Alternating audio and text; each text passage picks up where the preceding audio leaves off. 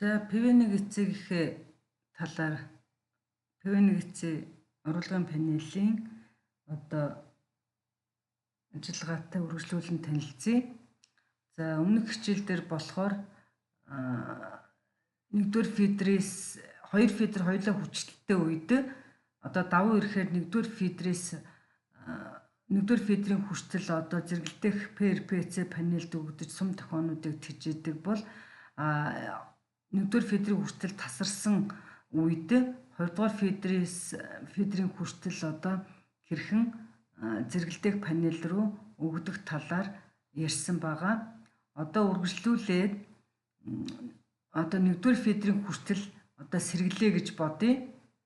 Ингээд бол одоо давуу ирэхээр одоо 2-р фидрийн хүчтэл автоматар тасарч 1-р фидрийн хүчтэл бол хүчтэл одоо бүх ачаалалд өгдөх ёстой. Тэр схемийн ажиллагааг одоо тайлбарлая.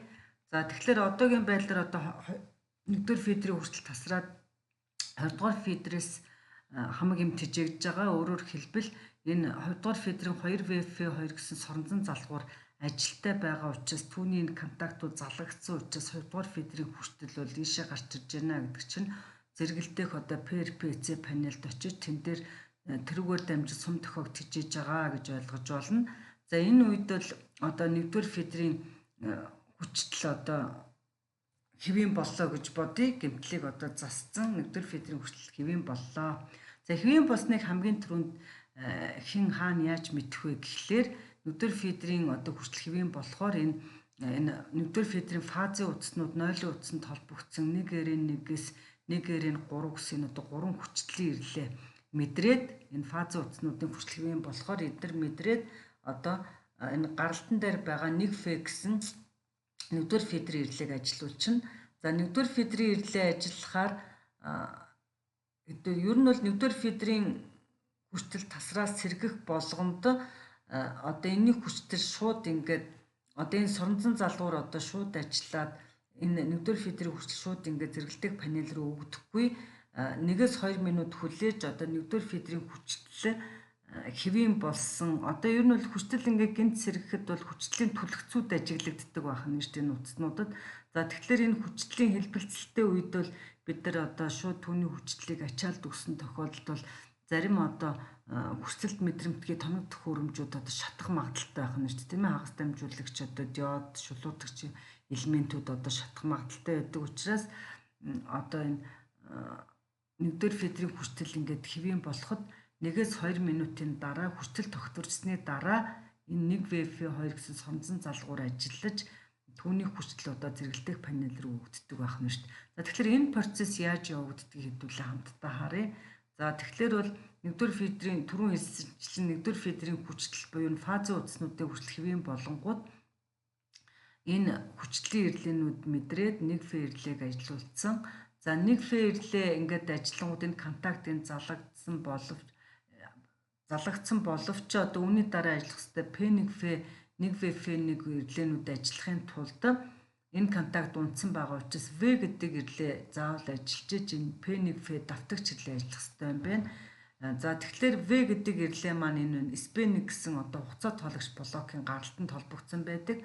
За тэгэхээр одоо энэ дээр 1F-ийн контакт сая залгагдсан. Одоо 1-р фидрийн хүчтэл хэвийн боллоо гэд 1F ирлээ залгадангууд энэ хугацаа тоологч блок маань одоо хугацаа тоолоод 1-2 минутын дараа энэ гаралтан дээр байгаа V ирлийг ажилуулчихна.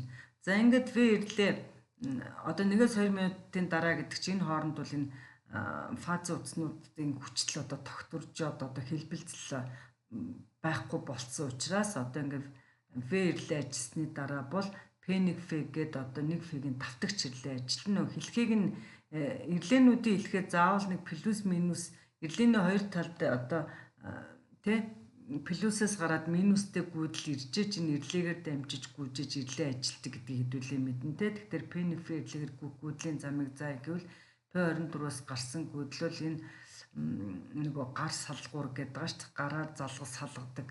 За энэ түлхүүр гэж хэлж болох нь те 1-р фидрийн. За энүүгээр дамжаад 1F татцсан сая V ирлээ ингээд 1F сэргснээс хойш 1-2 минутын дараа V ирлээ сэргснээр одоо P1F ирлэг эргүүлэлгүйгээд энэ минус 24-лгүйгээд P1F ирлэг сэргээцэн. P1F ирлэг сэргэмцэн контакт нь ингээд татцсан.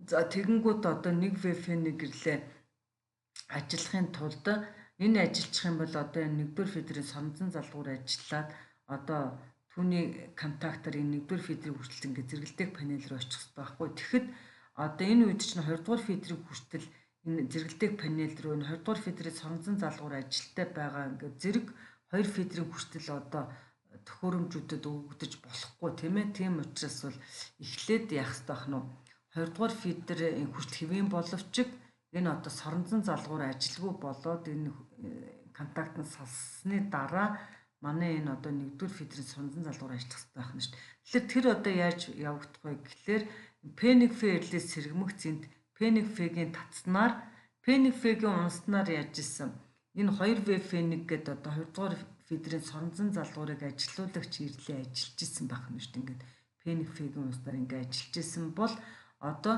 P1F ирлээс сэргэмэгцийн дээшээ болсноор энэ угаасаа ажилттай байж байгаа гэж үзэж болно тийм ээ.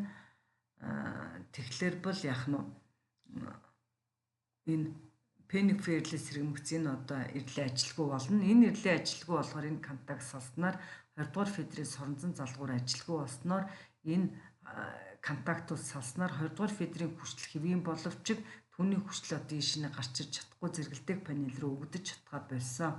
За одоо тэгэхээр энэ 1-р фидрийн энэ соронзон залгуурыг ажилуулдаг 1VF1 гэрлээ ажиллах ёстой.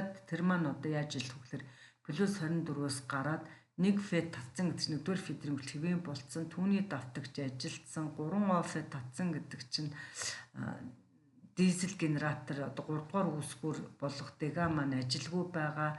За 2VF2-ын 3-4 залгаатай гэдэг чинь 2VF2 гэдэг маань нөгөө 20-р фидрийн соронзон залгуур ажилгүй болсон үед бол энэ контакт нь залгагддаг юм байна. За тэгээ P1F татцсан. Энэ 2VF1 унтсан гэдэг түр хэдүүлээ ярьсан шүү дээ тийм ээ. P1F татангууд энэ 2VF1 ажилгүй болсныг ингээд шалгаад ингээд 1VF1 ирлээ ажиллаж байгаа. За энэ ажиллаж байна гэдэг чинь одоо түүний энэ контакт залгагдсанаар одоо 1VF2-оор гүйдлэхгүй чихлэн буюу 1-р фидрийн соронзон залгуур ажиллах нэ. За энэгээр гүйдэж байгаа гүйдлийн зам бол хэдүүлээ ингэж болно гэдэг байгаа шүү дээ тийм ээ. Болохгүй л ойлгомжтой бас ингээд 0-ийн утсанд дэж байгаа маань ингэж яваад 1VF1 татцсан ингээд 5 дугаар гал хамгаалагчаар дамжаад ингээд явхаар бол яасан 1-р фидрийн 1-р фазын утас 0-ийн утасны хооронд энэ холбогдоод энэ одоо энэгээр маань соронзон залгуураар маань 220 вольтын хувьс 220-оос гарсан гүйдлэггүйгээд ажилласан. За тэгэхээр ажиллахаар энэ контактууд залгагснаар ингээд 1-р фидрийн хүчтэл маань ийшээ гарч ирээд ингээд зэрэгэлдэх панел руу очиж тэнд одоо тэндээс тэрүүгээр дамжиж одоо сүм төхөөгөө тижээж байгаа байх нэ. За ингэж одоо хэдүүлээ яасан 2-р фидрээс 1-р фидрийн хүчил тасраад 2-р фидрээс тижээж явах үед 1-р фидрийн хүчил хэвийн болонгууд одоо 2-р фидрийн хүчил хэвийн байсан ч түүний соронзон залгуур ажилтгүй болоод одоо ингээд 1-р фидрээс одоо фидрийн хүчил одоо зэрэгэлдэх панелуудад өгөгдөж сум төхөөг тижээд яаж одоо сум төхөөнүүдийг тижээж болох нь вэ гэдгийг хэдүүлээ. Зэрэгэлдэх панел руу өгдөж болох нь вэ гэдгийг харлаа. За одоо үргэлжлүүлээд хэдүүлээд 3 дахь үүсгүүр болох дизель генератор маань ажиллахын тулд ямар ирлээ ажиллах ёстой вэ? Тэгэхээр ямар үед одоо дэга ажиллах вэ гэхээр 2 фидрийн 1/2 фидрийн хүртэл хоёулаа тасарсан үед дэга ихвчлэн ажилдаг тийм ээ. Тэгэхээр 2 фидрийн хүртэл тасарсан тохиолдолд ямар ирлэмд мэдрэх вүлээ? 1-р фидрийн хүртэл тасарсан үед энэ ирлээнүүдийн гаралтан дээр байгаа 1V ажилгүй очин мөн 2-р фидрийн хүртэл байхгүй болсон учраас 2RN1-ээс 2RN3-ын дамжиж ажилдаг 1V шиг 2V ирлээ ажилгүй болчихно. За тэгэхээр энэ 1V ажилгүй болохоор энэ P1V энэ ирлээнүүд ажилгүй бол 2V бас ажилгүй болсон учраас түүний давтагч P2V ажилгүй болоод мөн энэ соронзон залгууруудыг 1VF2 2VF2 гэдэг нь 1/2 дугаар фидрийн соронзон залгууруудыг ажилуулдаг энэ ирлээнүүд ажилгүй болсон учраас соронзон залгуурууд ажилгүй болцсон. Одоо энэ 2V 1V-ийн контактор энэ бүх ирлээнүүд ажилгүй болчлоо шүү дээ. Тэгэхээр соронзон залгуурууд бас ажилгүй болсноор одоо энэ 2 фидрийн хүчил тасарснаар энэ 3VF гэдэг гэрлээ ажилтдаг байх нь шүү. За тэр маань яаж ийм гэхээр 1PBK гэдэг чинь энэ бол батарейн аккумулятор одоо энэ чинь 1 2 дугаар фидер байхгүй болцогдож гадны хувьсгал үсгрүүд байхгүй болсон биз дээ тий. Тэгэхээр бол одоо бүх юм одоо ер нь бол аккумуляторын батарейгаас ажиллах нь шүү дээ. Нэг хэсэг за тэгэхээр аккумуляторын плюсээс гараад за дэгаг ажилуулдаг одоо гар одоо түлхүүр байна. За энэ маань залгаатай байж байгаа. За тэгээд P2F, P1F унсан гэдэг чинь 1 2 дугаар фидрийн хүчлүүд тасарсан. 1VF2-ын 78, 2VF2-ын 78 залгаатай гэдэг чинь 1 2 дугаар фидрийн соромзон залгуурууд ажилгүй болсон тохиолдолд эдгээр залгагдсанаар ингээд 3VF гэдэг ирлэгээр гүйдэлгүйгээд 1MBPK гэдэг минустэй батарей минус руу очиод энэ ирлийг ажилуулдаг юм байна. За энэ ирлээ ажилласнаар энэ 3VF-ийн контактууд ингээд татснаар одоо энэний чинь цаана резервна электростанци гэдгийн цаана бол N8R юм уу дэга маягийн одоо дизель генераторын төхөөрөмжүүд холбоотой байгаа. Тэгээд 3VF ирлээ татснаар тэр дегагийн автомат ажиллаад ингээд энэ нөөц үүсгэрүүд маань ажилтдаг байх нэ. За тэгэхээр ингээд одоо иймэрхүү маягаар одоо дизель генератор маань ажиллаад за тэгээд ажилласан тохиолдолд энэ 3OF гэдэг ирлээр дэгэ ажилгүй үед ажилттай байдаг. Одоо дэгэ ажиллачаар энэ маань ажилгүй болоод харин 3F гэсэн 3 дугаар фидрийн ирлээ энэ контактны байхгүй байна. Дэгэ ажиллаад түүнээс гарч байгаа хүчил нормтой байх юм бол 1F, 2F гэдэг шиг 3F ирлээ бас ажилтсан. Одоо ингээд дегагийн хүчил маань тэгэхээр яах нь эндээс холбогдоод нөгөө зэрэгэлдэх PRPC рүү очиод за тэнд бол одоо тогтмол хувьсах болж хувраад сум тохионуудаа тижиж идэг байх нь шүү дээ. Ингээд дегагаас гадны одоо хоёр үсгүр хоёулаа хүчлэгөө болсон үед дизель генератор автоматар ажиллаж түүнээс бүх төхөөрөмжүүд ажиллаж идэг байх нэ. За иймэрхүү зүйлүүдийг хэдүүлээ үзлээ. За тэгээд энэ дээр бас нэг зүйлийг харахад бол шүү дээ ингээд 2 за тийм ингээд дэгагаас ажиллаж илаа. За тэгсэн чинь ингээд 2 фидрийн хүчил хоёулаа зэрэгс сэргдэг юм. Аль нэг нь одоо төрүүлээс сэргэх болгонд одоо дизель генератор маань ажилгүй болоод аль нь одоо хоёулаа зэрэг сэргсэн тохиолдолд бол давуу ирэхээр нэгдүгээр фидрээс бүх юм одоо ажиллаж эхлэх нь шүү дээ. Өөрөөр хэлбэл нэгдүгээр фидрийн хүртэл одоо зэрэгэлдэх панелд өгдөж бүх сум тохиог тижээх хэрэгтэй байдаг байх нь шүү дээ.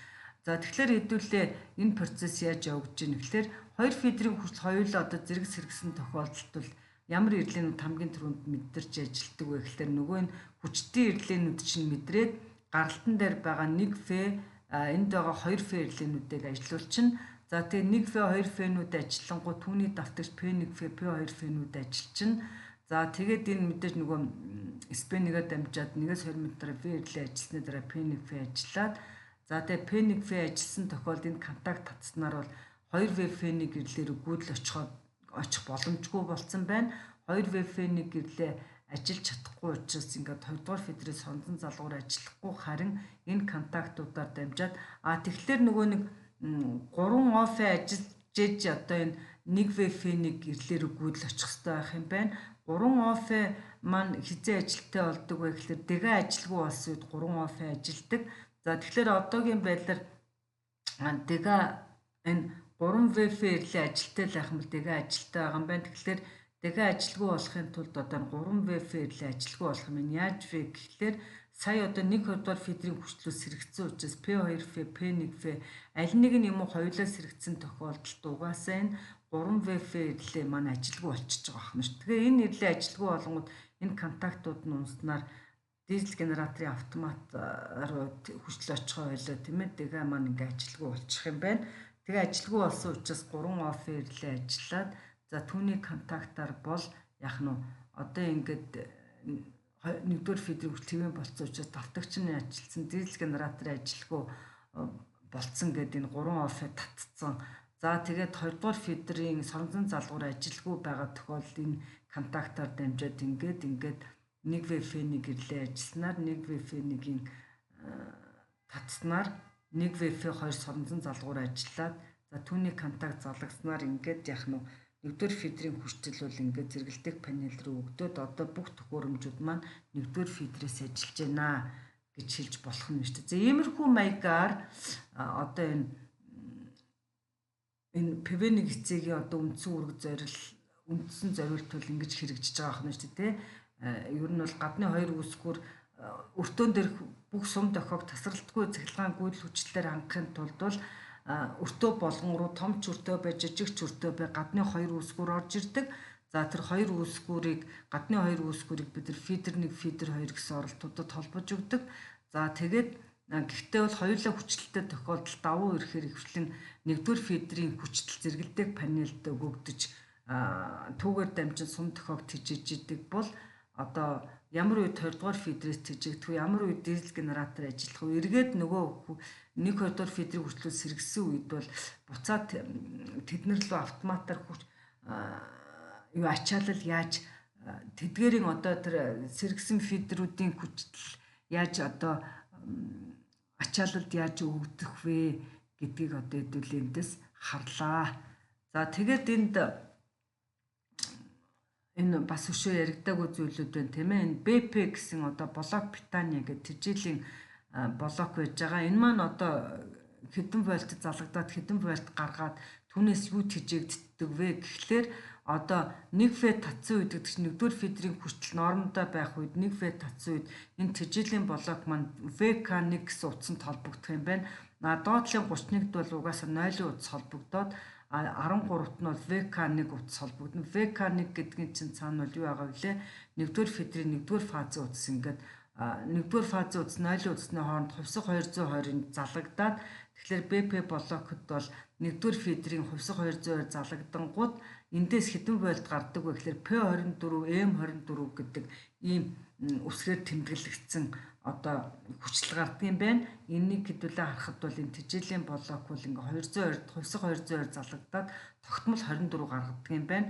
За эндээс тогтмол 24 гарч байгаа тохиолдолд энэ блокийн гаралтанд холбогдсон BPK гэдэг хяналтын ирлээ ажиллаад за түүний татснаар бол энэ P24 дээр эндээс гарч байгаа нэмэх тэжээл тэгээд M24 гэдэг энэ доотлын гаралт нь M24 гэж нэрлэгдээд за энэ одоо тогтмол 24-өөс юу тэжээгддэг вэ гэхээр энэ P24 M24 маань нөгөө түрүүчийн энэ фидрүүдийг сэлгүүлэн залгадаг ирлээнүүд энэ P1 В, P2 В, 1 В, F1, 2 В, F1 болон одоо энэ SP1 гэдэг хугацаа тоолагч блок энэ В ирлээ K1 В, F ирлээ гэдэг одоо эдрийг бол одоо яадаг бах нь тэжээдэг одоо тогтмол 24-ийг гаргадаг байх нь шүү дээ.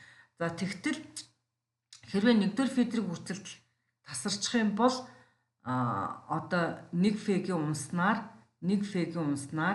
тэжээлийн блокийн 13-т бол шүү дээ VK4 утас холбогдож байгаа юм байна. VK4-ийн цаана хэдэн вольт байгаа гэхээр VK4-ийн цаана энэ 2 дугаар фидрийн 1-р фазын утас холбогдоод энэ дугаас 0-ийн утас байгаа юм чахаад одоо бол 1-р фидрийг хүртэл тасарсан үед бол энд маань 2 дугаар фидрийн 1-р фазын утас 0-ийн утасны хоорондох 220 холбогдоод дахиад үргэлжлүүлээд тогтмол 24 маань гарсан хэвээрээ эдрийгээ ингээд 20 дугаар фидрийн 220-оос тэжээгээд бууруулаад шулуутгаад 24 гаргаад идэг. Тэгэхээр энэ BP блок дотор ямар төхөөрөмжүүд байгаа вэ гэхлээр яах нь хувьсах 220-ыг тогтмол 24 болгож байна гэдэг чинь эхлээд энэ хувьсах 220-ыг бууруулдаг трансформатор байгаа байх нь хувьсах 24 болгоо те.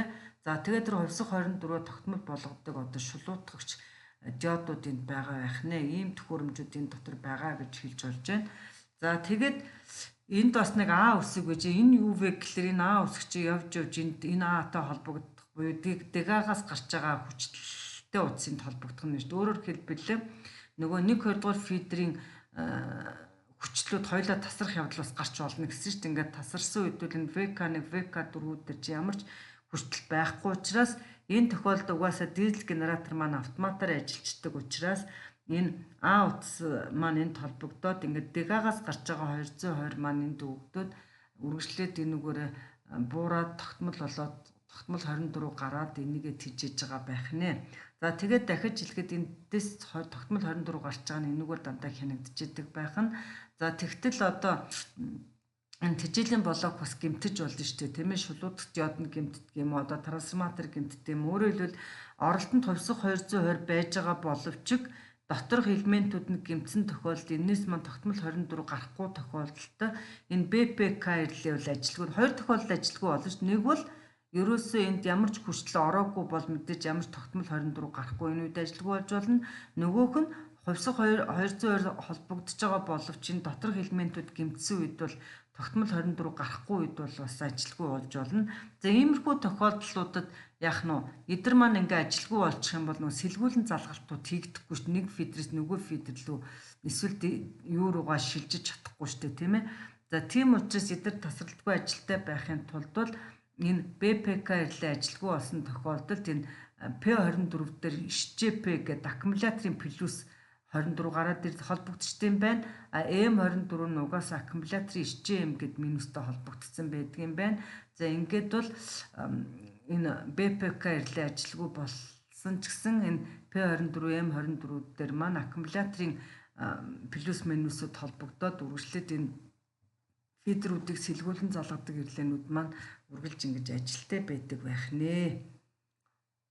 За ингээд энэ удаагийнхаа хичээлийг дуусгая.